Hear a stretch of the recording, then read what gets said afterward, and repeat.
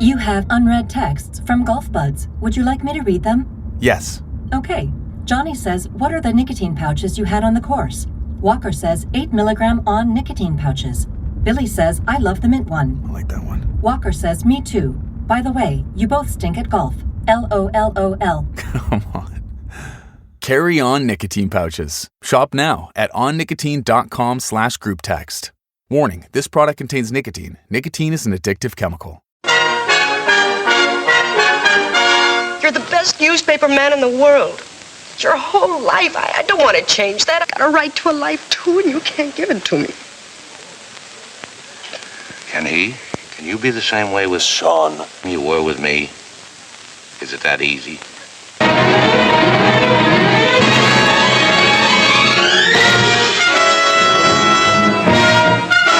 Yes, this is the story of a hard-hitting Podcaster who refused to let his newspaper be killed, who came out fighting with the cold steel of facts to turn the spotlight of a free press on the truth. You acid around your country around my face. It's gone. What are you doing? Come on. That is not paid for by them. That is paid for by the people of Detroit. You might be qualified, ML. I'm not qualified for this job. Let me tell you something. You want to go right now? Okay? You want to go right now? Hey kids, it's your old pal ML Elric back with the cold steel of facts. Facts. What a great introduction. Pretty good. Yeah, you were loving it over there. Well, I am concerned that she isn't the same way with me that she is with Shawn. She, of course, is Kim Hunter. If she was alive, they would be 110. But Shawn has a way of getting those dead old ladies excited. Oh, my. What is that even from? I did the intro. If this is how we're starting the show, yeah. I don't know how this is going to end. Sean's not here, so I feel safe. I feel like I can just cut it up and not worry about getting interrupted or contradicted or disrespected. Oh, my. Oh, yeah, you're so disrespected now. Wow. I am. I'm very sensitive. I'm a sensitive artist. Hardly. But I do have that cold steel of facts.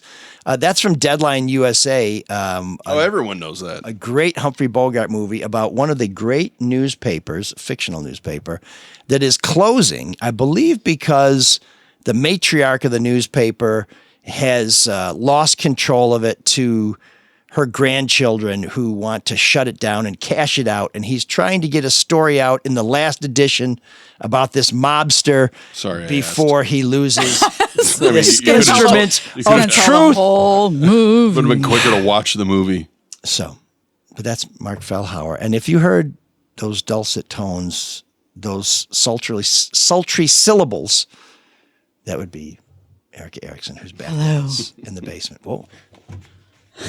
It's like Alan Allman's daughter just walked in here. Damn. Or maybe if Alan Allman was transitioning.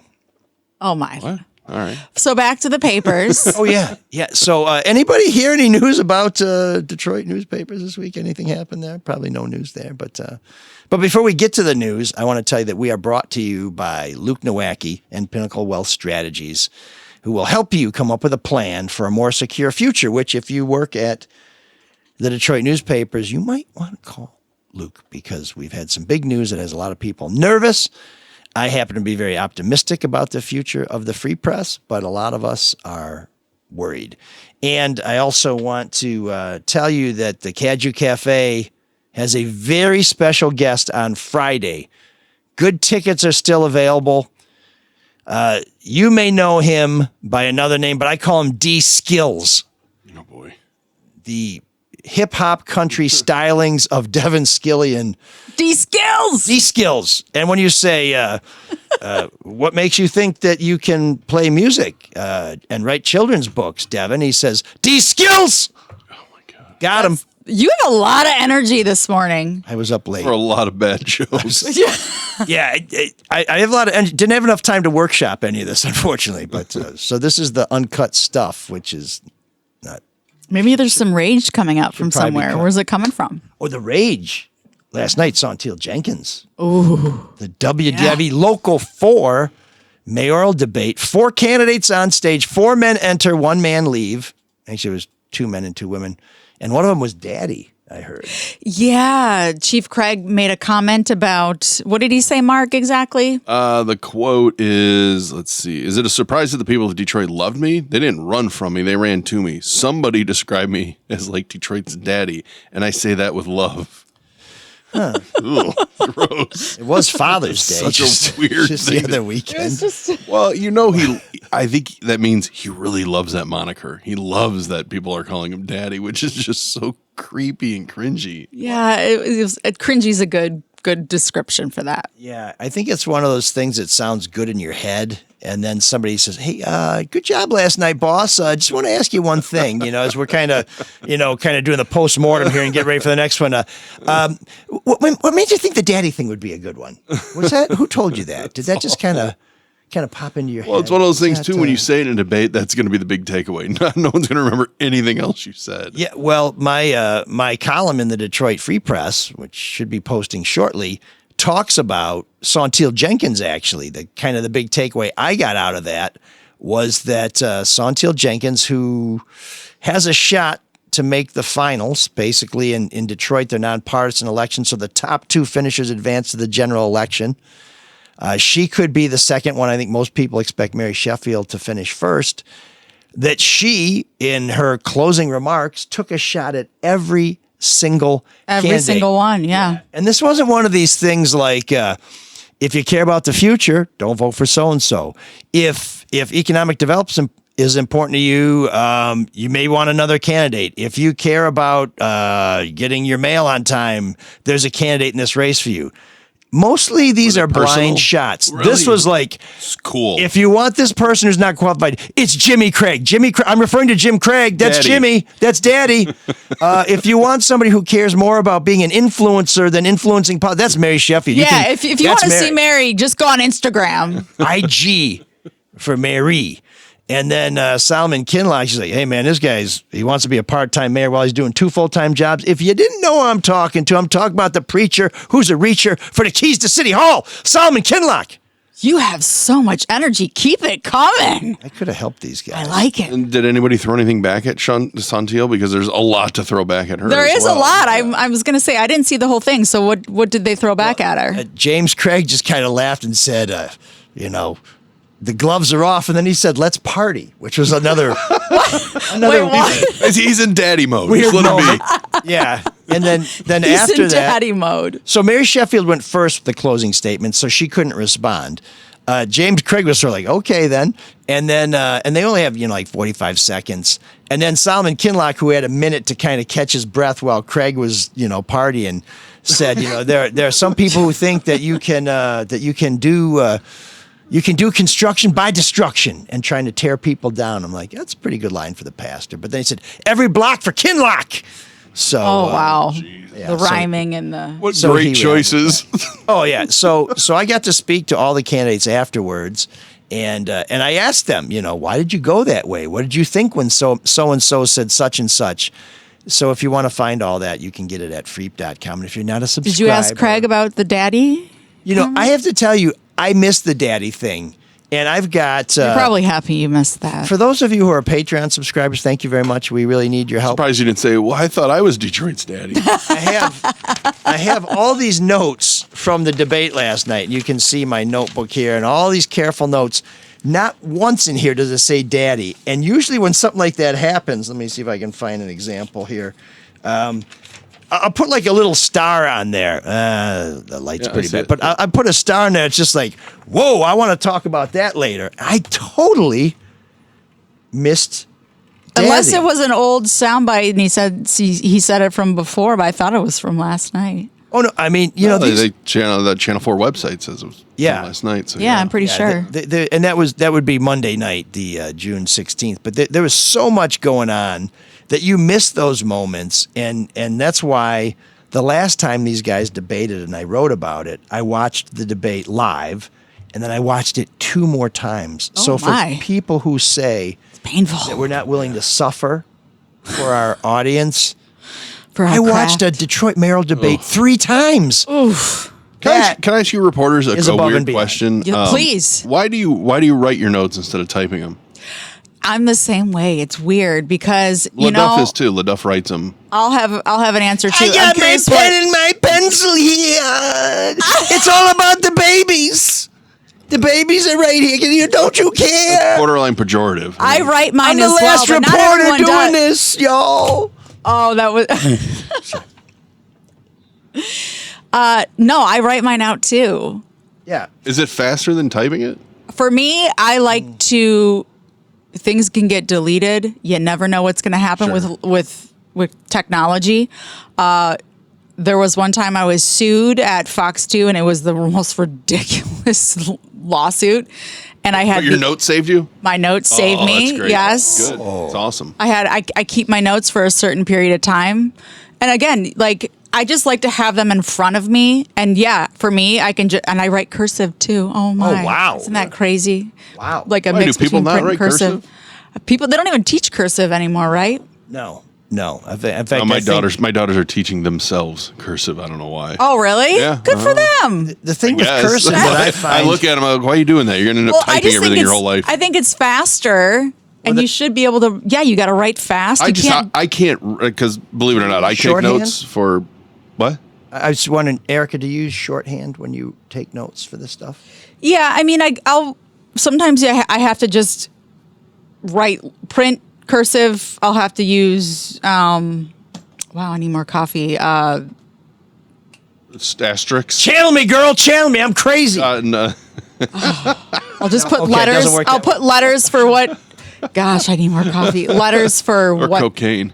Yeah. That's the old Apparently, TV. I need some because I need. That's It's only TV. Tuesday. That's TV in the 80s, Mark. You're way behind. My problem with because I won't spell everything out. I'll just know what it the means. shorthand. Yeah. Yeah. But I believe it or not, I'll take notes for this stupid thing I do. But I have to type them because I can never read my own writing when I write too fast. And plus, Control F is my friend to find things. Oh yeah. It is tough, but I'd use kind of a shorthand. But what I've found is when I was working daily stories, one page of a legal pad is about a minute 10, minute 30 package. There you go. If I can't fit it all on there, it's too long.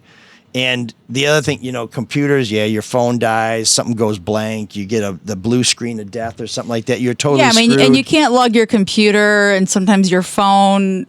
I mean, sometimes I'll be in the field and you're interviewing someone and you can't just sit there and type on your phone and you don't look like you're paying attention to what they're saying. You can't talk to somebody with your laptop in their face. Now, these days, with the dictation software, which is pretty good. That's very helpful, yeah. For the camera, you can put your phone right up to their face, and it will create a transcript. But even the transcript is wrong. Is not as accurate as your own notes, and you have to go back and listen to it. So one of the things that I was taught and that I teach my students is trust your notes. Yep. And if it's not in your notes, it won't be in your story. So if you thought it was important enough to write down, it probably made an impression on other people. It's funny because I'll see a reporter and they'll be doing their stand-up and they'll have either a notepad or they'll be reading their notes off their phone. And every time I see someone reading their notes off their phone, I just go, "You're just reading somebody else's article." I just assume that's what you're doing. You're cheating. But when it's notes, you know that they're... A lot of times it is nice to put in verbatim kind of what you want to say. Not verbatim, but bullet points. Because we have to use our phones for our IFB now. We need to do that. Right. Yeah. Oh, so if I have to have something in my hand anyway, sometimes I'm like, well, I'll just use my phone to put my... The only drag about writing your scripts out longhand or like this is now they want you to send, well, I mean, it's been 6 years since I was at Fox almost, but they wanted us to send our scripts in for the web team. And I'm like, dude, it's all handwritten. Well, no. What do you... Of course you got to send your scripts in. Typed up. You don't even type... Everything's handwritten. You don't even type... Wow. He's old school. That's why I'm gone. I'm surprised you don't type them out on a typewriter. They say, but I will... just like, wearing a hat. Boss, the ribbon's all dry. I'll sit and go through my notes and use talk to text. Okay. And it'll type it out and I'll read it clearly so that I don't have to sit and type it all. You crazy kids with the TikTok and the ecstasy. I can't keep up. I just wrote this shit out on a legal pad. So what's going on with the Free Press? The JOA's ending, right? The Joint Operating Agreement, which has been in effect. Like I remember, I was a kid when that was put in effect. Because I'm like, I don't even know what this is. Yeah, how long has that been going on? Late 80s, right? So here's That long? here's my old man moment. When I I was remember. And moment, just one? Yeah. I can only remember one at a time. Then I have to pee. But when I was a clerk in the Lansing Bureau of the Free Press, which tells you how long ago it was, we had clerks and we had a Lansing Bureau. The JOA was put into effect in 1989. Okay. And when I was an intern downtown, outside the sports department, they had a sign up, one of those like pull a page a day off. It said, JOA, only 99 years left to go. Oh, my gosh. Because people they didn't like it. I mean, they wanted the job security, but they hated being tied to this other news organization that we were trying to kill every day. Mm-hmm. And so it was a 99-year deal. Then in 2005, in one of those hot stove league moments, the Detroit Knight Ridder, which owned the Free Press, essentially traded us for the Detroit News, but there was a third team involved because somebody else got some other newspaper and some money might have changed hands and whatever. And as part of the deal, they changed the JOA to be a 20-year deal. So there would have been about, 75 years left, 65, whatever it is. I'm not good with math. And then they changed it to a 20-year deal. That deal is up at the end of the year. And Gannett, which owns the Free Press, decided we want to go it alone. We want to be a standalone newspaper. And we think we can do as good a job and presumably be more profitable and more stable than if we're linked to the Detroit News, which... so Free broke up with you guys. No, we're the Free Press. You guys. I mean, that's what I meant. Basically, Free broke up with Detroit News, though. Yeah, we basically said Which the is money's odd on the table, bitch. And because didn't it really save the Free Press That's what yeah. back in the day? No? So there have been books written at the time about how Knight Ridder, which no longer exists, and Gannett, which bought the News shortly before the JOA, had a grand plan to basically bankrupt both of the newspapers so they could combine and become hugely profitable. Right. And it never quite worked out the way that they thought, which Neil Rubin details so well in his story about the current breakup. And if you missed Neil on last week's episode, talk about the fate of the RoboCop statue, you got to check it out because it's a crazy, crazy story. But now so here's kind of why people at the Free Press are somewhat optimistic. When the News and the Free Press combined, the business operations of both papers became one. So you've had people working the business side who used to work for the Free Press, used to work for the News. All of those people are going to go with the Free Press. So all the people who do circulation, who sell advertising, who sell subscriptions, all that stuff, they are staying with the Free Press. And the Detroit News basically has to recreate that whole operation. But it's not as bad as people think because the Detroit News is partnered and owns the Royal Oak Tribune, or the Royal Oak Daily Tribune, the Oakland Press. Oakland Press is pretty... Macomb Daily. Yeah, they all do pretty well, right? Some downriver newspapers. I think some papers in Macomb, kind of like The Voice maybe. So they do have a sales staff, and they do have their own circulation staff. So they're not starting from scratch. Right, so they're going to have to beef up. Now, here's what has people concerned. The reason why the newspapers had trouble is because they were in a newspaper war. So they tried to undercut each other on price for advertising and for subscriptions. Mm-hmm. Now there's going to be a new newspaper war. And it's harder than ever to sell ads and to make money that way. Are they going to try and undercut each other again? Probably for ads because we each sell the newspaper for $1 a month. How do you get cheaper than that? I know. Things are so different now because of the internet than when it was created. So are the websites run independently? They are, but we share subscription revenue. Oh, interesting. So what,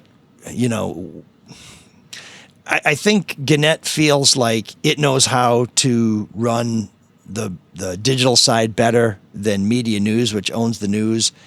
And I'm pretty sure Media News thinks they know how to do it better than Gannett. So both sides seem happy about it. But all the reporters are nervous, as anybody would be when you have a major change. If you're facing less revenue, too. Your operation. And if you read Neil's story, one of the things that really struck me is every time these newspaper companies come up with a plan that they think is going to work great, it doesn't. But this time's going to be different. So we all hope so. And I'll tell you why I hope so. I think the Detroit News is a tremendous newspaper. They have great reporters. They have great leadership. Yeah. I think we do too. But when you have two really, and you know this from TV, Erika, all three stations and 4, if you want to throw 62 and kind of the new kid, we compete tooth and nail for stories and for ratings and for viewers. And it just makes everything better. If one of these newspapers fails somehow because there's not enough pie to go around, then you're not going to see the 100 news reporters join the Free Press and we have 200 reporters at the Free Press. Maybe some will go over there, but we're going to lose a lot of reporters, which means there's a lot of stories that won't get done. And ultimately, when there's only one newspaper and they have a monopoly, do they maintain 100 reporters? Do they grow because we're making more money so we can hire more reporters? That's the dream.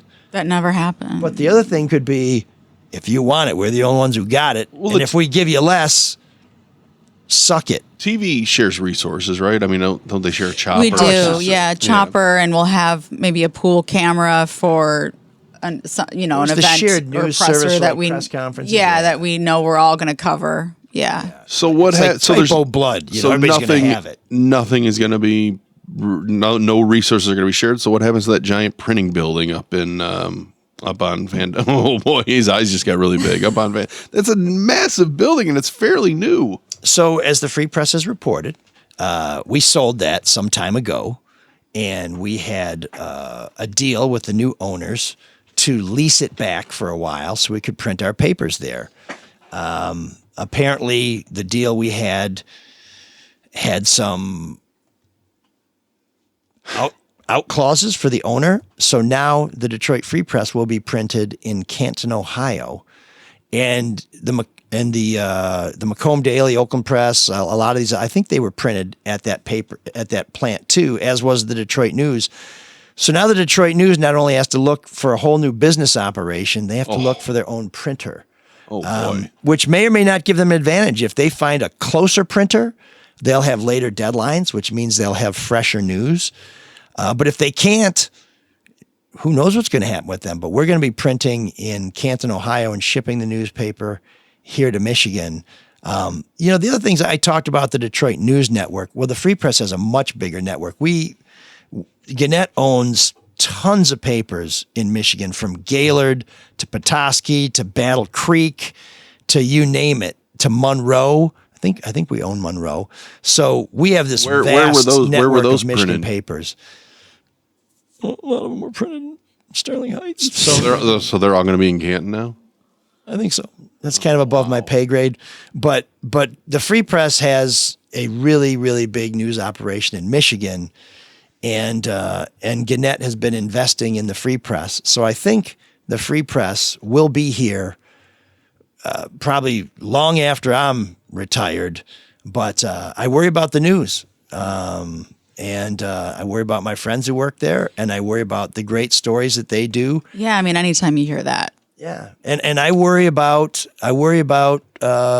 maybe us thinking that we have an extra minute or an extra hour, an extra day to do a story because we don't have to worry about the news beating us.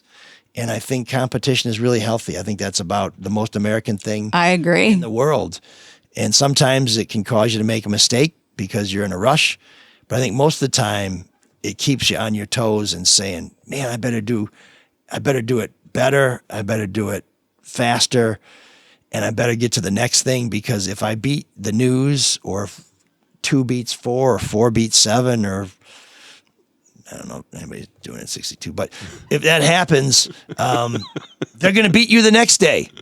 And every day you have something they don't have, it may be because they have something that you don't have. So one day you're on top of the world, and the next day your boss is calling you saying, great job yesterday, but why'd you get your ass beat today? And you're like, damn it. Well, tomorrow, and then tomorrow's a new day. Yep, that's the good thing, yeah. What have you done for me lately? Yeah.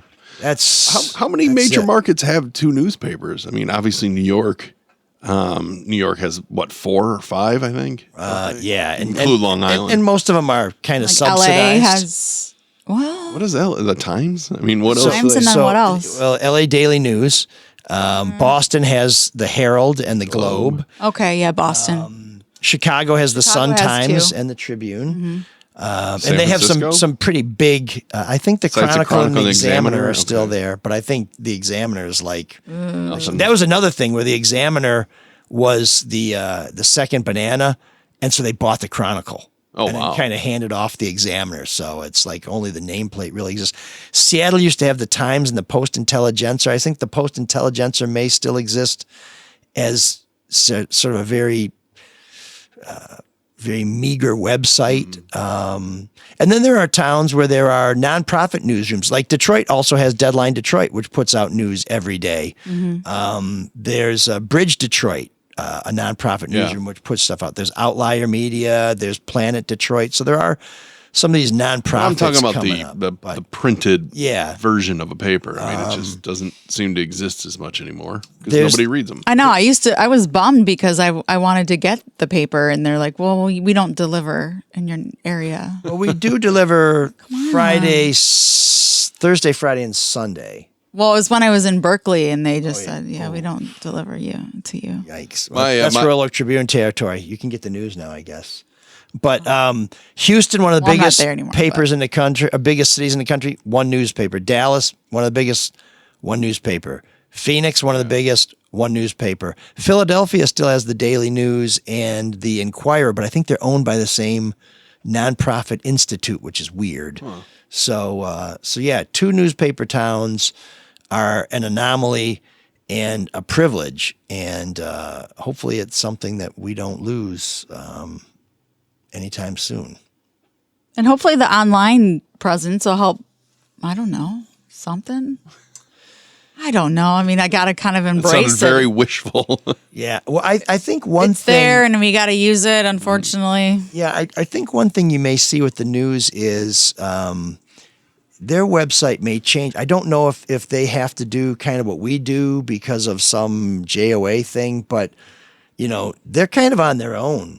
And whereas Gannett is a very organized company, their company I think kind of has like their properties do what they do. And I think the news may get really funky. They may kind of get out there, see what and happens. try some new stuff. So if you subscribe to both papers, don't cancel either because we need you. Please.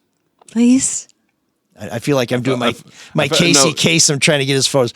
I also felt like it was a cue that I just wasn't ready for. Oh, man, the geeks have inherited the earth. Did I do that? What a dork. Does him wanting to play with us again mean that he's turning into a geek, or we're turning into cool guys? It's that time when my mom is listening.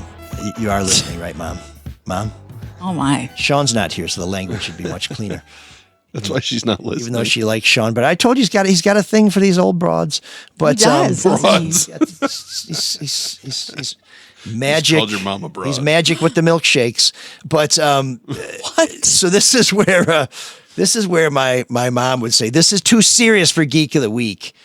But there's all this talk about political rhetoric ramping up violence and how we've become so nasty that the people who are barely hanging on to their sanity lose it and do something violent, and they act out because they don't understand that some of this is performative. And I think when Donald Trump says, get him out of here and somebody should beat him up, that he doesn't really mean it. Some of it, I think most of it on both sides is incredibly performative so they can get reelected. Be sure, but I think they don't really mean it.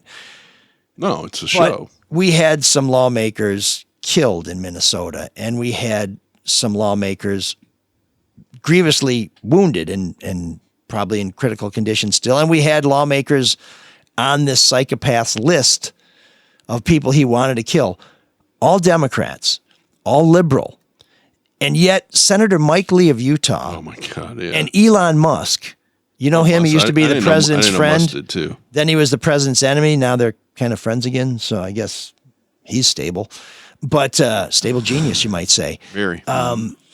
They're tweeting, this is what you get, and how do you like that, and stuff like that, and blaming the left. Now, as Marc rightly pointed out, that's what he's tweeted. This is what you get. This is what Marxism look like. This is what Marxism looks like. That's what Mike Lee, conservative Republican senator from Utah, tweeted. And then he also said nightmare on Waltz Street, referring to Minnesota Governor Tim Walz, who ran for vice president with Kamala Harris. He misspelled Waltz, so whatever. It also just doesn't make sense. It's nightmare on Elm Street. Why? Well, what he means is, you have this is Minnesota. Well, I presume what he means is this is Minnesota. This is a nightmare. Tim Walz is the governor of Minnesota. But I'm just saying, It's not even funny. as a pun, it doesn't work. Yeah, no, you're exactly, Mark. It doesn't. There's other things, dumb. other sayings. There's Wolf of Wall Street. Couldn't you? Yeah, just use that. And he spelled Waltz wrong. So there's Mike Lee, who So we've established he's not is a funny very or devout intelligent. man, a man of faith. Yeah. And then you have Elon putting something up, it's like, this is the left, blah, blah, blah. I'm like, who gives a shit who did it? It's a murder. Yeah. It's a murder. It's a hit list. Like, it doesn't matter. As Marc pointed out, the rhetoric on both sides is getting out of control. But for these guys to claim that this is the left's fault when it was the left that was murdered and more people would have been killed if the cops in Brooklyn Park, Minnesota hadn't seen this joker, from what I read, shoot one of these guys and then leave dressed as a cop in a police-like vehicle. They're blaming this on one side. And Elon Musk, by the way, your platform is a hate incubator. At what point are people just going to be like, oh, wow, a human was murdered? I know. I think that's where we are now. Remember, school shootings used to be, oh my God, what are we going to do? Now it's just like, hopes and prayers and whatever. Yeah, and those are crisis It's actors, the and it's a false flag. desensitization is alarming. I was watching a clip of this asshole who killed the people in Minnesota, his roommate. I don't know if you saw it. Did you see his roommate speak? No. Allegedly killed. He hasn't been convicted yet. He may not be convicted. Okay, sure. Well, I mean, they killed, main maybe, suspect. like you said, murdered. Well, I'm just saying, I don't know whether he did it. He I presume he says he didn't. But anyway, go ahead, Marc. It doesn't look good for him. So his roommate was just talking about him and said, yeah, he would be mad if you described him as a Democrat and he voted for Trump and this and that. And the guy's like, and I voted for Trump, which, okay, half the country did. Not a big deal. And immediately on Twitter, 49.9%, I think. This is my problem with Twitter, is that these blue check marks. It's just one of your problems with Twitter. Well, they get the first word in, right? Oh, if you pay for it, and it could be anybody. And they're fucking crazy. So honestly, under the reporter who posted it, on just the video clip of this guy talking, it's like, no, they just don't believe it. They still don't believe it coming out of his mouth because, oh yeah, roommate. The guy's married and he has a roommate. They think it's just fake. And I sit there, or. They don't believe it because Tim Walz appointed him to a commission, and a Democrat would never appoint a Republican to a commission, which is like. Well, how about all the Republicans that Democratic presidents have made Secretary of Defense, like Chuck Hagel? But I don't know what I get more pissed off at: the fact that somebody would actually believe that, or the fact that they would throw it out there just to stoke some flames. Yeah, so I know. Either it's just asinine when people were targeted and shot. Yeah, I guess I was going for Mike Lee and Elon Musk, our Geek of the Week, but maybe anybody who posts this kind of shit on social media, you are a flaming bag of shit of the century? Is that there you go. Okay. And then you can throw Elon Musk in there. Oh yeah, Musk. No, for sure. I agree. They're just. And I apologize for my heated rhetoric, and by heated I mean flaming shit. No, they're just. Which generates heat. They're just making it worse, and.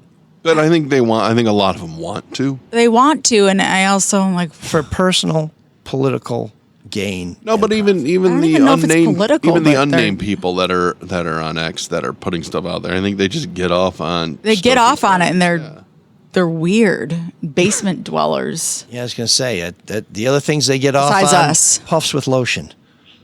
Oh boy. Ew. I mean, if it was a better joke, I could have hit the sounder, but yeah. Want to try again? You know what else they get off on? What?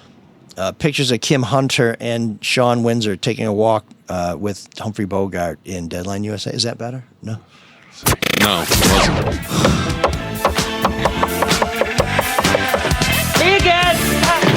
There's an all-night party in room 7609.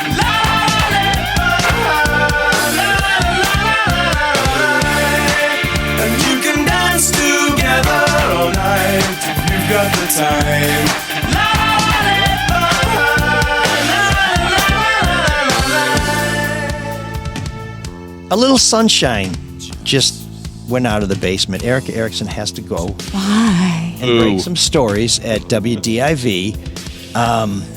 She's not leaving because she hates room 7609 like Shawn does. She's got to go and earn her daily bread. But isn't it great to have her back? She will be back again soon.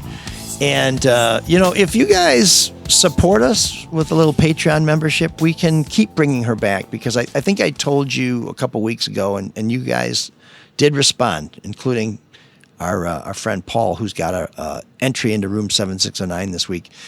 We have had to cut back on what we pay the team. At the same time, we're kind of growing the team, so we hopefully offer you more bang for your buck, those of you who are paying, and for you freeloaders, more good free shit. So maybe get off your ass and give us $5 a month or something. I just found out from a couple of our new soulmates, too, that if the $5 a month is a hassle, you can pay for like the whole year at once. Yeah. Which is kind of cool. Right. Mm-hmm. Or if you want to get our bonus episode that only goes to those soulmates, you can buy individual bonus episodes. You can kind of go a la carte. If you're like, I don't want to give him $5 a month, but that bonus episode with Bernie Smilovitz where he's telling some of his great TV stories, that's worth a fin. I just listen because Neil's just posted too, and I listen back to it. I like Neil a lot. Neil's story about the 7-foot guy who robbed the neighborhood convenience store and thought no one would recognize him. I mean, that's worth $5 right there. In fact, you know what? It's probably worth $1,000. Why don't you give us $1,000? Let's do that. I was thinking we need to enter in a joint operating agreement. But we'll make change. I think that should be my nickname. Not so fashionable anymore. Because I kind of do all that work for the show. Yeah. Well, you have a JOA with I am the JOA with the Drew Lane Show, with the No BS News Hour, with that's it, with the Charlotte and Dad podcast, which is on hiatus, kind of pod faded, yeah. And then of course the old Soul of Detroit here. Mm-hmm. So yeah, we'd love it if you become a soulmate. The other thing is we're supported by our sponsors. You know about Luke Nowacki. He's Luke tries to stay out of politics, but he did hear from some celebrities that if Donald Trump was elected president, it would be the end of our nation. And then some other people, I think probably celebrities too, told him that if Kamala Harris won, I mean celebrities like Robert Davi and Scott Baio, that it would be the end of our nation. Since it appears that we could be screwed either way, why not call Luke and ask him to help manage your investment portfolio as the country implodes like the last days of Rome? I mean, what do you have to lose? You can't lose more than 100%. But when you call Luke, he will always make it all about you, sweetheart. Securities and investment advisory services offered through Mosaic Wealth. Inc. member FINRA SIPC. Mosaic Wealth. Inc. is separately owned, and other entities and or marketing names, products, or services referenced here are independent. Mosaic Wealth. Inc. And I have to tell you, the Caju Cafe, always something great. Muscle Madness on Mondays, all you can eat mussels. Karaoke on Wednesdays. They always have great live bands. The Garage Bar is open, my favorite place to grab a beer during the summer. The outdoor beer garden where you can see live music is open. Indoors is always open where they have a great kitchen and a great stage and great sound. And this Friday, you can see Devin Skillian performing live. You mean D-Skills? D-Skills. He's got D-Skills. And D's nuts. Got him. I knew that was going there. He's got him. And the opening band, I think, is the Cufflinks. So this is a double bill. And you're going to want to go see Devin. When you go see him, tell him that ML sent you. And he'll say, that son of a bitch still owes me money. But just tell him that I'll settle up with him later. But check out the Caju Cafe to find out more, to get tickets, and to keep up with all the great haps at the corner of Caju. And I think it's Minneapolis. No, maybe Detroit. But anyways, CajuCafe.com. Check it out. We'll have a link to their website on our website. And Paul, one of our newest soulmates, says, hi, ML, Shawn, and Marc. I just became a member of your Patreon group and figured I'd check in and say hi. Hi. If there was a way to contact you through Patreon, I couldn't find it, so I decided to just use the old-timey electronic mail, and that's ML Soul of Detroit at gmail.com. ML Soul of Detroit at gmail.com. I have a suggestion from 7609. Okay. There's a Canadian band from the 90s by the name of Brand Van 3000. I think in Canada they say Bran Van. Yeah. And if you'd like to become a soulmate and you're in Canada, we'll take your $5. I had their CD. I have the CD with a bunny on the front. Yeah. Well, I saw this and I'm like, Brand Van 3000. Is that like MC 900 Foot Jesus? Only terrible cooler? name for a band. Yeah, and then Marc's like, oh yeah, I love those guys. I used to play. I think they only put out one album. I'll have to look it up, but I really liked that album. But I was in high school at the time where you just consumed all music. Well, maybe Paul will follow up. It's very different. Some more on the Brand Van 3000. Maybe it's Brand Van 3000 2.0. Anyway, it gets confusing.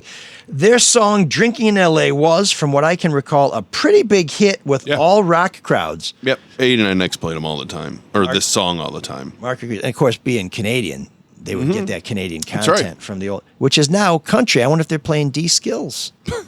Better to see them live. Anyway, I don't have a great story to go along with it. Oh, shit. Okay, this went off the rails. I have heard people say that if you wanted to explain the vibe of the mid to late 90s to one of today's youths, as Mr. Vincent Gambini would say, then this is the song with which to do it.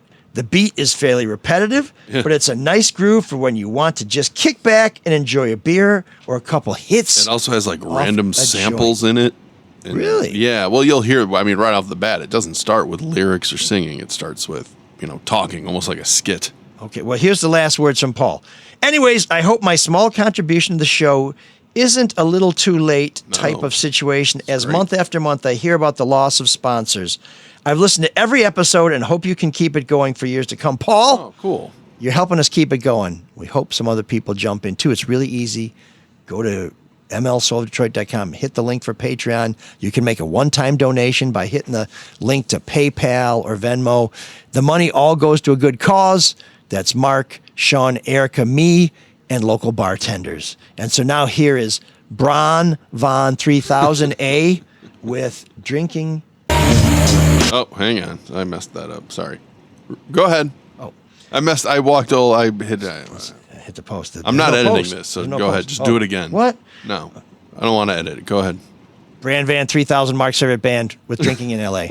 Hi, my name is Stereo Mike.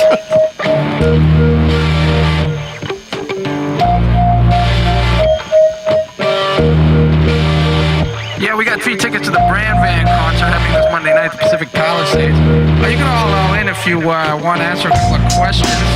Mainly, what is Todd's favorite cheese?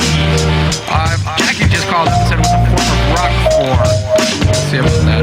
Give us a ring ding ding. It's a beautiful day.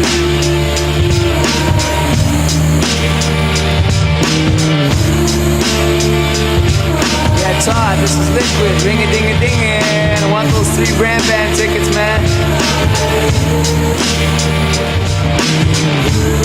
Todd. It's alive. I woke up again this morning with the sun in my eyes. When Mike came over with a script surprise. A mafioso story with a twist. A 2-1 fool, Julie Newmar. Here to get your ass out of bed. He said, I'll explain it on the way. But we did nothing. Absolutely nothing that day. And I say, what the hell am I doing drinking in LA at 26? I got the fever for the flavor, the payback for the later. Still I mean a face. And the girls on the bus kept on laughing at us. We rode around town down to Venice again. Flaring up the G-Funk, sipping on juice and gin. Just me and a friend, feeling kinda groovy, working on a movie. Yeah, right. But we did nothing, absolutely but kiss that day.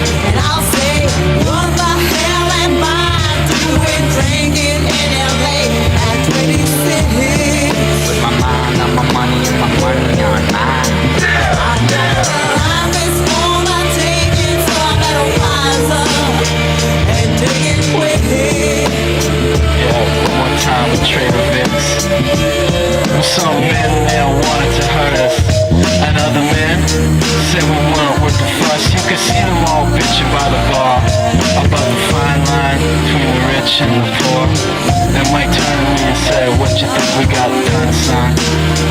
We found a conclusion.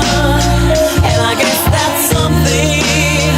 So I asked you, what the hell am I doing drinking in LA at 26? I got the fever for the nectar. The payback will be late. Still I need a fix. Fix it, well, come here Monday and maybe we'll fix it all up. LA, LA, LA, LA, LA, LA,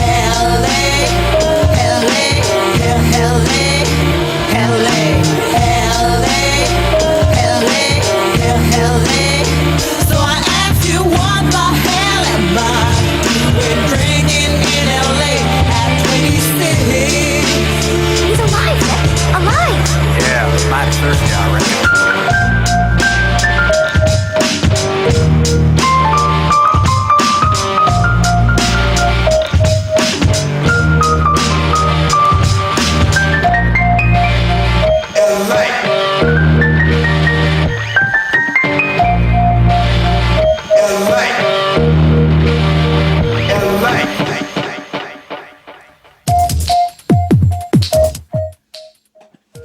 You look utterly confused by the song. Well, I thought / hoped it was over, and there was more. And then Still a fade out, yeah. as Brand Van 3000 ends, we have Bell Van 1985 dialing in from an undisclosed location in Washtenaw County, where he's just finished cleaning Shawn, the stables where his okay? Percheron stallions, defecate.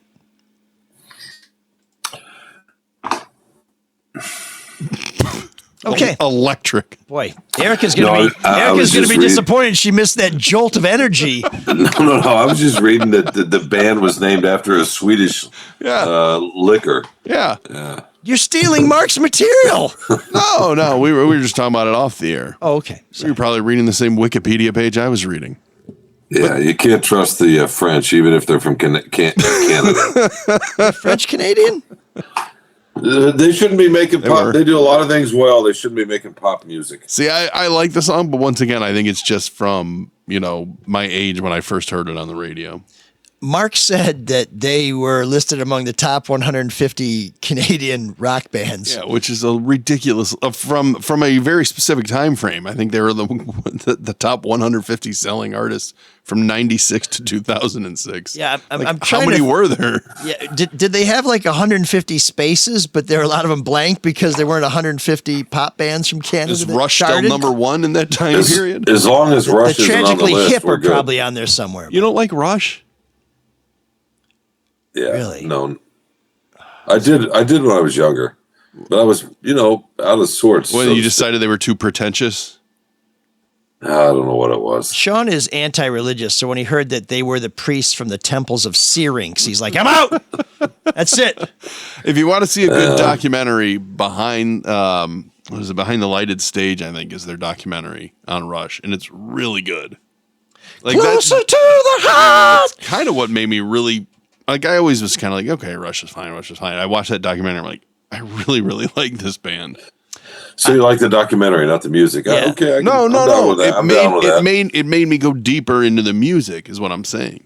Every time we talk about Canadian rock bands, I have to change jobs. So I wish we could change the subject because I'm feeling I'm very insecure right now. Well, we did just announce the dissolving of the JOA, so there's that. Yeah, thanks for listening to the first part of the show. Yeah, I guess. Well, maybe this time I won't have to leave voluntarily. Closer to the heart. And what was the recap, Michael? A little history of the JOA and just some explanation as we understand it about how the news and the free press are going to operate separately, but how we at the free press believe that we have a competitive advantage because we still have the sales, circulation, and business side of the operation. Because we have you. And the news will have to start from scratch. Just say it. We have you. My first job in journalism was at the Detroit News, delivering papers. And your last. Was that before or after selling paint? Never say never. That was before selling paint. That's when I was a wee lad of 11. Well, I sold seeds when I was about 11, door to door. Imagine that. You know that's funny. Magic beans. Well, they might as well have been. I don't know, chrysanthemums. I don't know what I was selling. I can't remember. All right, so let me ask you guys this: if you have an 11-year-old, what job can they do? Because Charlotte is 11, and she said, "I think I want a job like a." I think she doesn't understand. She can make iPhones. With the way the politics are going, she'll be able to do any job in America, right? She can drive a forklift. Or Can she work in a factory for 12 hours? I'm being serious because you have to be 14 to legally work. Oh. In Michigan. But there were always jobs for an 11-year-old, like delivering newspapers. And that's one of the things that I was looking it up, like, oh, what can an 11-year-old do to earn a wage that's not coming from my wallet? And lemonade stand. And it's like delivering newspapers. I'm like, where? Yeah. Yeah. I don't think 11-year-olds can still deliver newspapers. They're almost all motor routes. That's what I mean. Yeah. Yeah, because, like Erika was saying when she lived in Berkeley, like, we don't deliver there anymore. It's like, it's a walking city. They don't even have school buses because everybody walks. Do deliver in Berkeley. That's do you? Metro area. I'm sure. If you want to test my theory, please call the Free Press and subscribe. And see you. But no, well, just think about how much society has changed. Not just the fact that we don't get newspapers and they're not delivered, but who in their right mind would say, yeah, you're 11. I'm going to send you out at 5 a.m. in the dark on a bike every single day to go to a place where some guy we don't know is going to hang out with you and give you newspapers. And then, everything should be fine. Now, we'd be like, that kid's going to end up being human trafficked and it's going to be molested and blah, blah, blah, blah, blah. And, it's... Well, my papers were delivered at the foot of the driveway in a stack. Right, and then you'd cut the plastic that was around them, and then go and fold them, bag them if it was raining, and then throw them in your shoulder bag, and then go from there. I wasn't a fancy boy like that. My buddy had a newspaper route for the Ann Arbor News, and so whenever I spent the night at his house, I had to help him deliver the papers, and I remember thinking, like, do I get a cut of any of this? I mean, this is your job. Why am I doing it? But that was the same thing. It was delivered to his driveway, and we had to fold them and put them in bags. I think the awkward groping was your compensation. What? Is Erika still there? No, you replaced her. 2 guys in Ann Arbor in a sleeping bag. What could go wrong? Good. I'm glad Erika doesn't have to listen to that. Why did you assume we were still a sleeping bag? Just because you didn't have any friends when you were 11. That is kind of... Yeah, but that wasn't your fault. I guess with a personality like mine, it was inevitable. But so Shawn, it's great to see you. What are you up to these days? I didn't have any friends either, so stop it. Looks like about 198 soaking wet. What's going on? How you been? He wrote a great column, and thank you for sending it directly to me on Father's Day. Did you read his Father's Day column? You know what? I told him I would read his Father's Day column when he listens to the podcast. So he'll never read it. Just drew you out. So you're never Set the trap, sprung the trap, in the trap. I do listen to the podcast, but I'm on the podcast, so it's you listen to the Rube. I don't like listening to myself. Neither do we. I don't know why are we doing this then? To Rube. I went on that show. They kept me for 45 minutes last week because of you guys. Did you spend the whole time going, are we almost done? Yeah. Unlike us, Couch and the Rube insist on keeping a guest until he makes a cogent point. No, it was all about, it was the prison And they episode. get free weed, so they're not in a hurry to get you off. It was the a show, prison episode, and I said, I'm sorry it's not a better story. I was there for a few hours. Turns out the Rube did 72 days in jail, so I felt, kind of silly even talking about it. What did he do? How did he get in jail for 72 I'm not sure. days? We didn't get into that. Ask? They wanted to talk more about the blue wall, in Metro Detroit media. Oh, please. Okay. Give me a break. So there's our free plug for after all the Couch in the Room. No. Thanks for reading the column, though, Mike. I appreciate that. Well, on Father's Day, I'll have you know, I got up early. I went to church. I went to go get some flowers. I went to my grandfather's grave. Then I picked up some dog food. Then I took my stepdad, my brother-in-law, and a good buddy of mine, Mitch, to a Tiger game. Tickets supplied, by the way, by Drew and Marc and Matt, which I really appreciate. These guys had a great time. Then I came home because, as you know, when you attack the buffet Maz style, you need to take a nap. Then I went to my mom's house for dinner and saw some other family. And then I came home and started to read your column and immediately fell asleep. So you didn't see your family at all? No, I saw all my family. Your girls? Sophie's out of town. Emily was there. Yeah. Okay.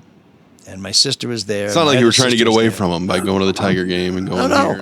Every year I take buying dog food. Every year I take these great dads to a ball game, and this year it happened to fall on Father's Day, so that was very great. nice. And they had a deluxe experience thanks to Matt Riley and the ever generous Drew Lane, so that was pretty cool. Did you sit in the home plate club seats? The Champions Club. No. I did read a good column about somebody wondering whether or not people are sitting in the home It was a good fishing expedition there, seat. Shawn. Yeah. Yeah, I think the Rube said something about it. Did he? You listen to the Rube now too, huh? He's my sensei. He's my rabbi. He's my wizard. Gotcha. And Couch. I Best gotcha. sports columnist in the state. I wrote about the seats, and then I went to a game Friday night and wrote about Gleyber Torres. So then I could write about the Father's Day column because Gleyber bet on himself. Yeah, exactly. Yeah. You've got to be able to write stuff that is going to do a certain amount of audience, right? Maybe not do the audience, but gather a certain amount of audience, whatever, garner, maybe as Mike would say. So then you can have a little freedom to write something a little bit more personal that, may not go as far and wide. That's the trade-off, right, Mike? I wrote about my father last Father's Day. Thank you for remembering that. So I've done that, but I'd never done that before. Oh, okay. Well, we got that out of your system. It's a good column. Yeah. And I will look at it. You got to see a picture of little Shawn. Shawn as a child. Really? Oh, yeah. In Germany? Yeah. He kind of looked the same, but with a diaper, right? Same haircut, less whiskers.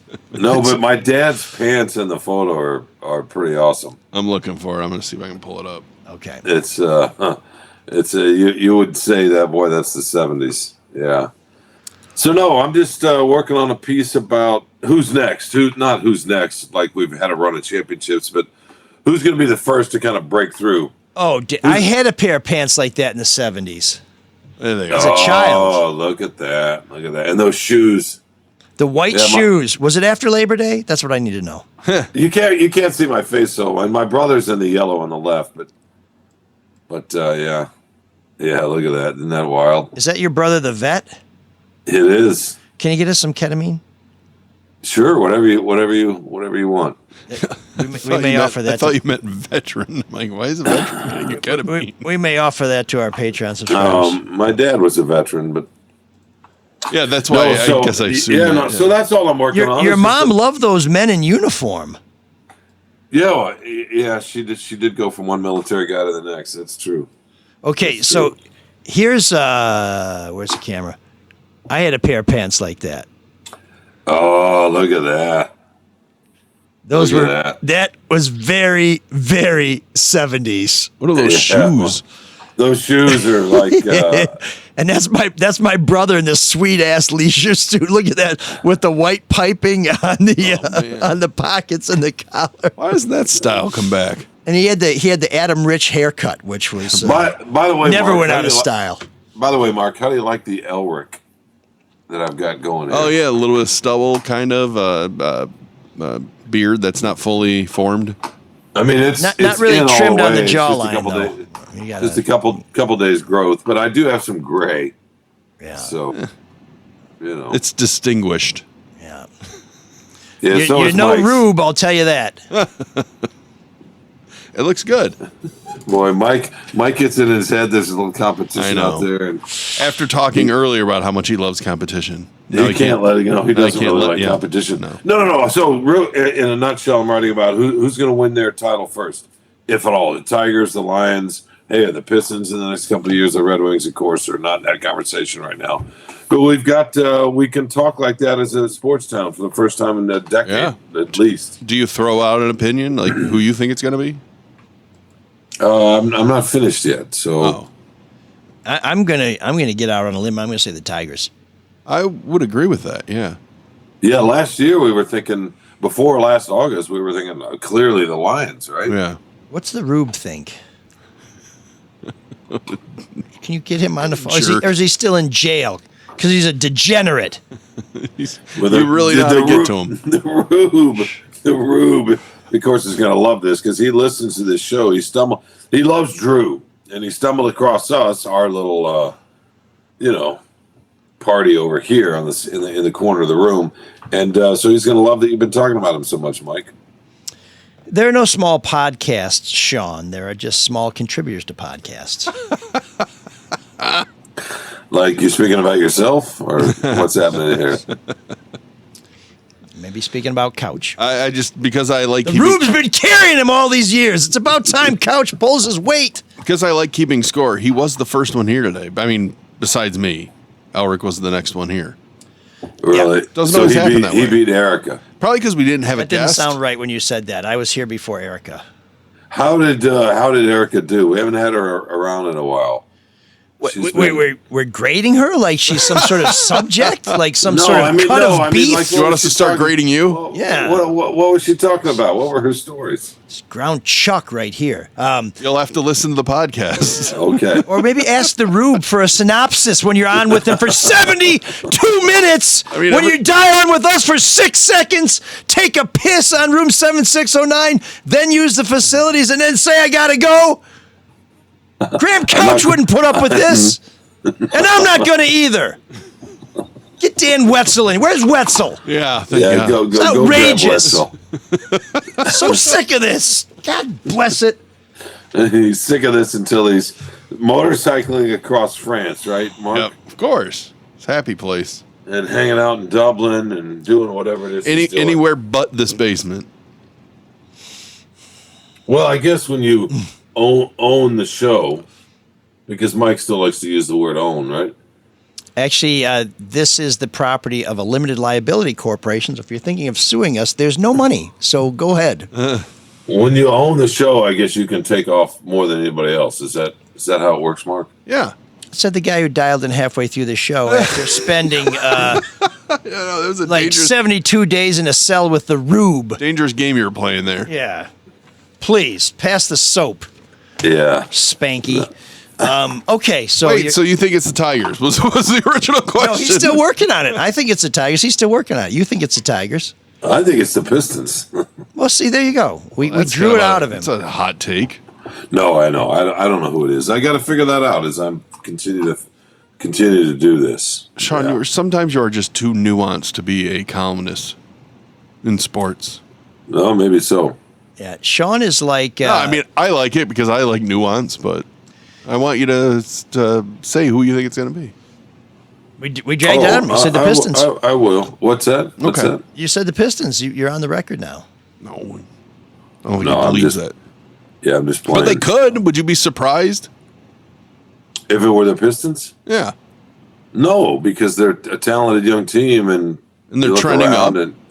Yeah, I mean, you just never know. I mean, we know what the Tigers are. The Lions, believe it or not, are trending down. I mean, to win a title is so. The Tigers haven't won a title in what 41 years. Yeah. 84. Yeah. Yeah, and remember when they won it in '84? It was like, God, it's been so long since 1968. Yeah. That was only 26 years. Now it's 41 years. But we have gone to multiple World Series since then. 26 years? Between 68 and 84. Yeah. Oh, no. Was it 16 years? 16. I'm going to question you on your math there, my man. You know, earlier in the show, I said math was not my strength. Shawn, of course, you weren't there because I think you were he'll hear it when he listens shampooing your nutsack or something. But or does the Rube do that for you? Jeez. Rube. I know. You know, we need to get. We should have them on sometime. Yeah, we should. We should have them bring some of their sponsors' products on with us. I think they're pushing hippie lettuce pretty hard over there. They are. I think that's that and some kind of donut place. That's a great combination. Yeah, I was going to say, wow, that feels like a co-op advertising situation, symbiotic relationship. But okay, Shawn. So good column coming from you today. So make sure you're subscribing at freep.com. Again, it's a buck a month. You know, how can you beat that? And we do have no new soulmates this week, I'm afraid to say. We had a little flurry there when I told people we're in trouble. We're still in trouble. They didn't save us. They helped us. We need more of you guys to get on board. And you can also make those one-time donations either through Patreon or through our website at mlsoulofdetroit.com. You can also send us your suggestions for room 7609 at mlsoulofdetroit@gmail.com. That's what Kevin did, and next week we'll be playing his selection in room 7609. You're hearing music now composed by Max Prokop. Let me tell you, Max is a friggin' awesome musician, and if you want to see him perform live in person, Soul Night at the Caju Cafe is Friday, August 1st. We welcome all of you to come and join us, but the Soulmates will get some free exclusive swag and a little time to hang with the gang. We'll probably come up with some other premiums for our supporters, but we hope you can join us at the Caju. Max gives us a music bed for our donations. He could probably do something about 2 measures there, maybe even in 2/4 time, because you cheapskates aren't really opening your wallets for us. But he also gives us a little music for our feedback. And we do have some feedback this week. Right. Some of which I may have already satisfied. Let's start with the latest. Kat says, is this Free Press Detroit news separation thing a big deal? I think we've addressed that. Does it suggest the news will likely be parted off by its Denver owner, maybe go online owner? So the Detroit News is owned by Media News, who at one time their flagship, and it may still be their flagship, was the Denver Post. I do not think that they're going anywhere anytime soon, but we don't know. Does Denver have 2 papers?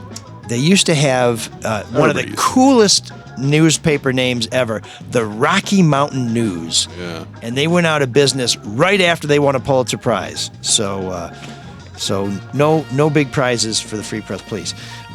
Any speculation as to what the news on its own is worth? No idea. Whatever somebody will pay for it. Statewide daily is a big swing state. Statewide daily in a big swing state has to be worth something, right? We'll see. Wonder if the DeVos clan or Rick Snyder have kicked the tires. To GOP billionaires, it's peanuts. They're putting millions and millions into alternative right-wing media, right? See also Cotton Family buying the Grosse Pointe newspaper, and Jeff Bezos paid $250 million for the Washington Post 10 years ago. It's actually a pretty good thought. Well, and I think the DeVos family may be funding Michigan Enjoyer, where Charlie's working. And, you know, honestly, the Detroit News, I bet you could get it for certainly less than $100 million, maybe less than $50 million, maybe for $10 million. I don't know, but if you promise to keep them in business and leave them an independent voice, make them an offer. Lastly, Freep wrote that they're merely one of Michigan's most visited media websites. Is MLive number 1? Oy vey! I wonder what the top 10 is.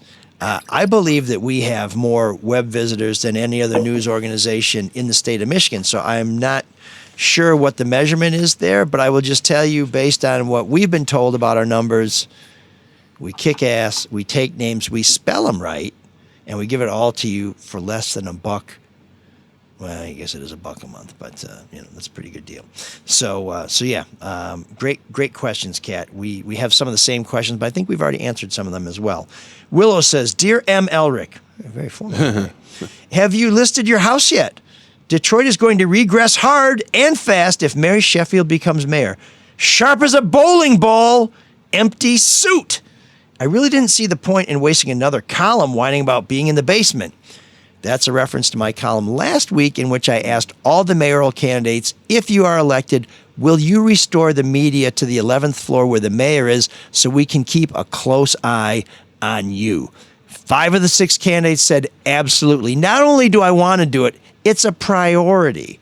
And you can find out who they are by reading that column. I'll have a link to that column on our website. I'll also have a link to Shawn's Father's Day column after I read it on the website. So check that out. Willow goes on to say, these establishment pals roll their eyes and treat reporters like crap. Then your employer turns around and endorses them and carries water for them while they serve. Well, I'm already on the record as saying I don't think newspapers should be in the endorsement game, so I'll let that speak for itself. Duggan kept your ass in the basement, and you rationalize it. So, of course, Sheffield would do the same.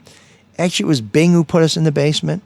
I disagreed with it at the time, still disagree with it. We're trying to get out, Willow.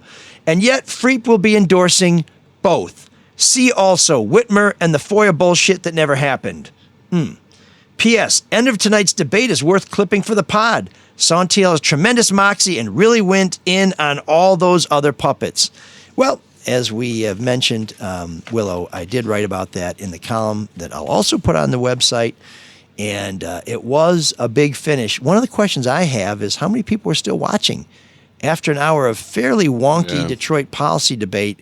If you're gonna play your trump card, you might want to do it while there's still some other people at the table. But we don't know. WDIV would know based on their ratings, and maybe we'll ask them. Maybe we'll have that answer for you coming up later this week. Jason says, and I love this. Thanks, ML and team. I'm a $5 soulmate, so I hope this email comes with some pull. Of course it does.